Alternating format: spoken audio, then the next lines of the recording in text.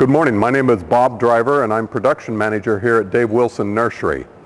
I'm a fourth generation nurseryman. Our family first started growing walnuts around 1900, and in 1910 my grandfather started his first nursery, and that was Cover Nursery. And then in 1948 my father, Norman Driver, joined Jesse Cover in his nursery business, and then in 1958 Dad started Driver Nursery. I managed Driver Nursery until 2002 and then sold it to Dave Wilson Nursery. So that's been a little bit of my journey through the walnut industry of California. This is where our nursery trees begin if we're growing walnuts, and they happen to be black walnuts that will be grafted later on to English walnut.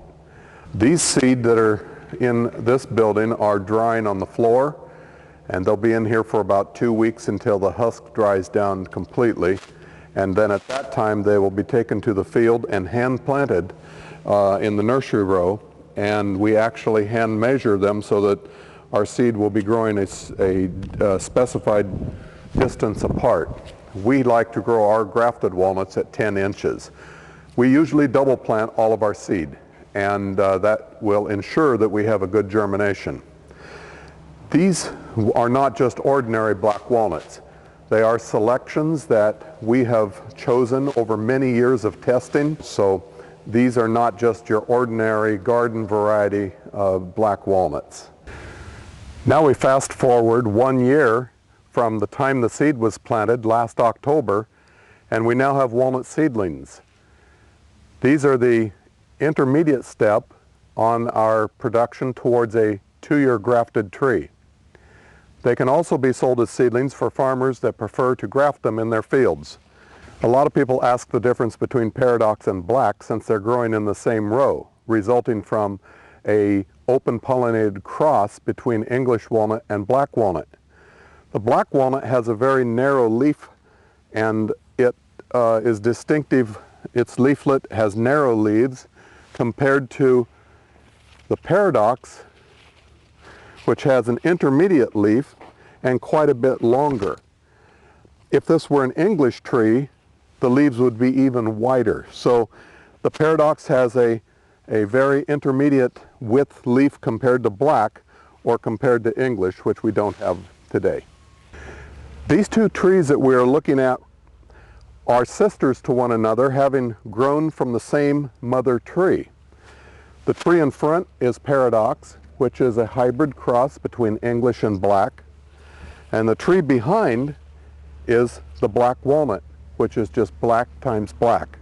As you can see, there's a lot more vigor in the paradox, and that's why it's the preferred rootstock.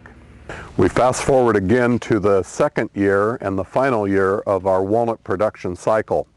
These are representative of our grafted trees that will be dug and sold this winter.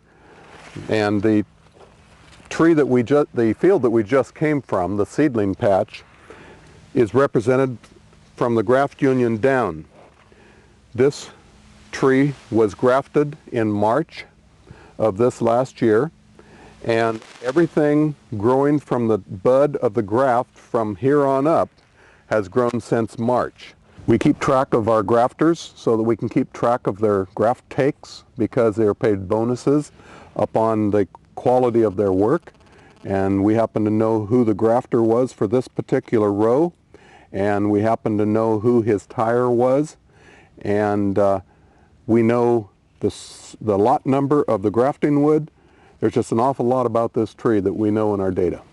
This tree now is nearly 1 inch in diameter, and that's kind of our target size. There will be a range of sizes below and above, but we are shooting for a 1 inch tree. The tree has been tied every 2 weeks with a plastic tie to a square stake on the northwest side of the plant, and that stake is tied to a wire, and we take them up to the top of the stake, and then we top the trees through the growing season to give us multiple growing tips at the top, which helps to increase the diameter of the tree down where we will be grading it when we dig it. So this is the finished product, or almost finished. The final step will be leaf defoliation, which is natural by frost, and then we will be digging these trees in January and shipping them out from then to our growers.